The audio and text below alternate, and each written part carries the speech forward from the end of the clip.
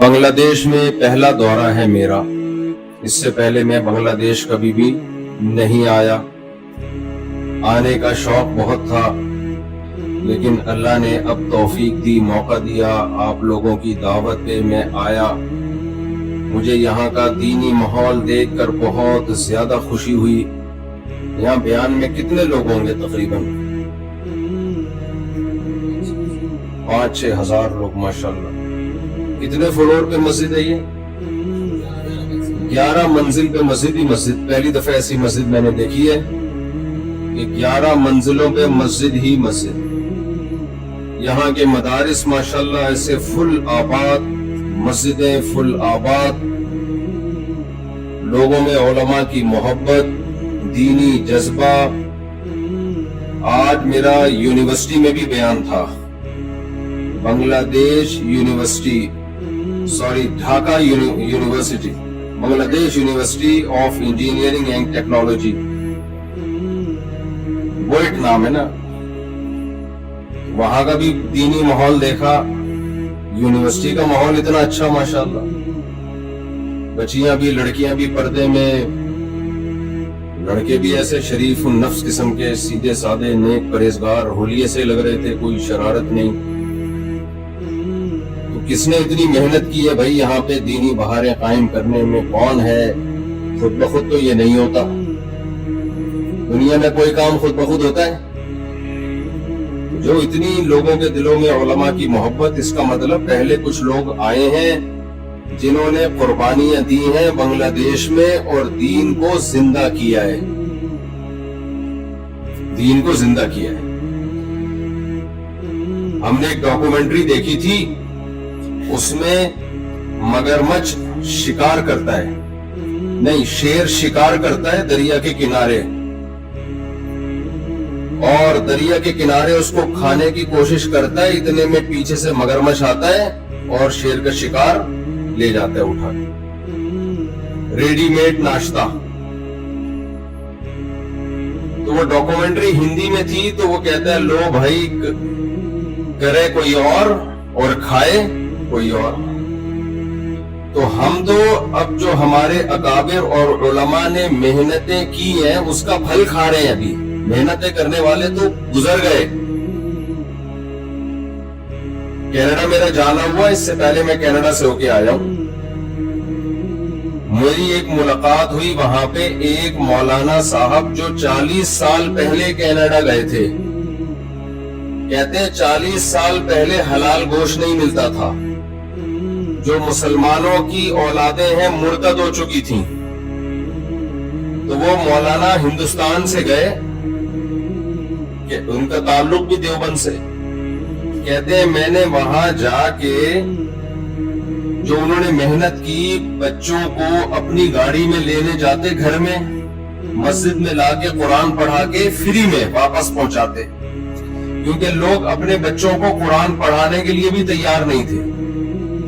کئی مہینے، کئی سال سبزیاں اور دال پہ گزارا کیا. مسلمان گزارا کر سکتا ہے دال پہ؟ مسلمان جس نے 4 شادیاں کرنی ہو، گوشت کھائے بغیر، گوشت کے بغیر اس کا گزارا نہیں ہوتا. تو وہ سبزیاں ابالی ہیں لوگوں نے امریکہ، کینیڈا میں، جاپان میں. پھر ان کی محنتوں سے وہاں حلال گوشت کا رواج بڑھا.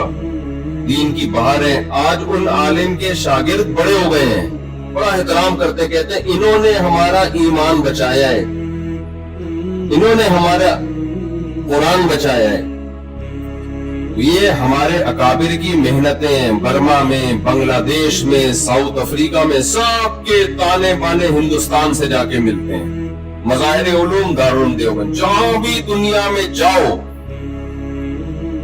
جہاں بھی اتنے مدرسے. میں سب سے پہلے 2015 میں برما آیا، میانمار. برما تو ایک غیر مسلم اسٹیٹ ہے. میں جب وہاں گیا، وہاں میں نے بڑے بڑے مدرسے دیکھے. دینی تعلیم ہو رہی ہے، 8 سال کے لیے بچے پڑھ رہے ہیں وہاں پہ.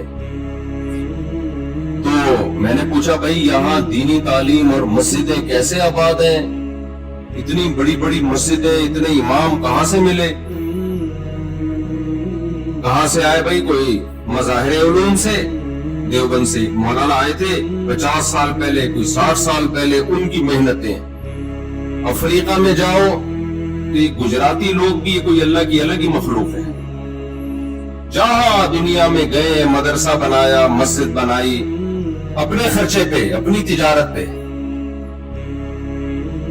دنیا میں ہر جگہ گجراتی ملیں گے آپ کو، ہر جگہ، یہاں بھی ہے ماشاءاللہ۔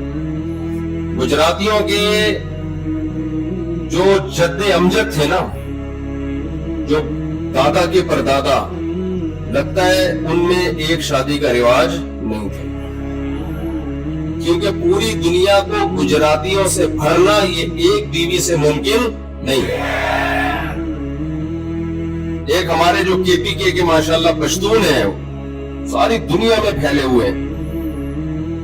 جو قوم بھی زندہ رہنا چاہتی ہے نا، اس کو اپنی نسل بڑھانی پڑتی ہے۔ بارڈر توڑ کے، ملک چھوٹا پڑے بارڈر توڑ کے نکلتے ہیں۔ اٹلی جب میں گیا،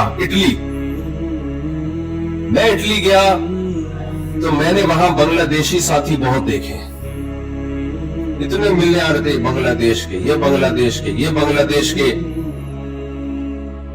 وہاں ایک جنرل اسٹور میں ہم گئے، میں نے ساتھیوں سے کہا کہ مجھے یہاں اٹلی میں کوئی بچہ نظر نہیں آ رہا۔ انگریزوں کا بچے ہوتے ہیں نا، پارکوں میں ہوتے ہیں، کہیں پارکوں میں تو آتے ہی وہ لوگ ہیں نا جن کی فیملی ہوتی ہے۔ میں نے کہا یہاں نارمل جگہوں پہ بچے نظر نہیں آتے، ہمارے تو آئے آپ کو بچے گلی محلوں میں کتنا نظر آئیں گے کھیلتے ہوئے۔ میں نے کہا اٹلی میں بچہ مارکیٹ سے کیوں شارٹ ہو گیا؟ تو میں جب وہاں گیا، ایک جنرل اسٹور میں ہمیں دور واکر میں ایک بچہ نظر آیا کہ ایک آدمی اپنے بچے کو لے کے گھوم رہا ہے۔ میں نے کہا چلو کسی ایک انگریز کا بچہ، تو انگریز تو نہیں ہے وہ لوگ، اٹلی والے تو ان کی الگ زبان ہے، چلو بچہ تو نظر آیا۔ پارکوں میں تو نظر آتے ہیں لیکن جنرل جگہوں پہ بہت کم نظر آتے ہیں۔ میں وہاں گیا تو دیکھا وہ بنگلہ دیشی ساتھی تھے، اپنا بچہ لے کے گھوم رہے تھے۔ وہاں بنگلہ دیش کے لوگ اتنے زیادہ، مجھے اٹلی میں بنگلہ دیش کے لوگ نظر آئے۔ اب اٹلی والوں کی نسل کم ہو رہی ہے، حقیقت ہے، یہ حقیقت ہے۔ یہ وہاں کی حکومت پریشان ہے، پتہ ہے آپ کو، علاقے کے علاقے خالی ہو گئے، یہ رپورٹ ہے۔ بہت سے علاقے اٹلی میں ویران، لوگ کہتے ہیں کہ نہیں ہم تو گئے ہیں میلان میں، وہاں تو بہت پبلک ہے۔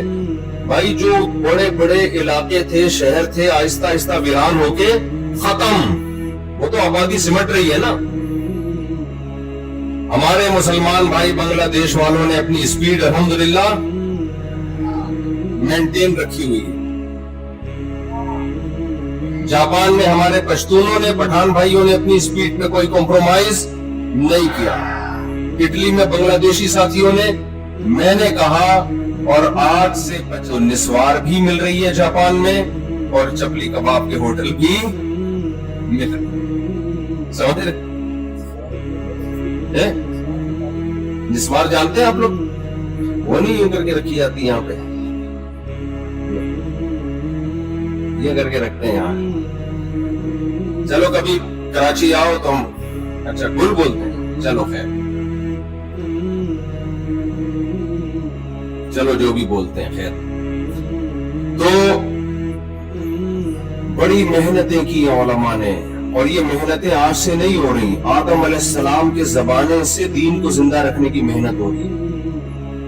تو سوچنے کی بات ہے کیا چیز تھی ان اکابر نے جو محنتیں کی، خون پسینہ بہایا، کوئی ان کا مالی فائدہ نہیں تھا اس میں، اتنی قربانیاں دی، پیغمبروں نے قربانیاں دی، صحابہ نے قربانیاں دی، تابعین نے قربانیاں دی، تبع تابعین نے قربانیاں دی، محدثین نے قربانیاں دی، فقہاء نے قربانیاں دی۔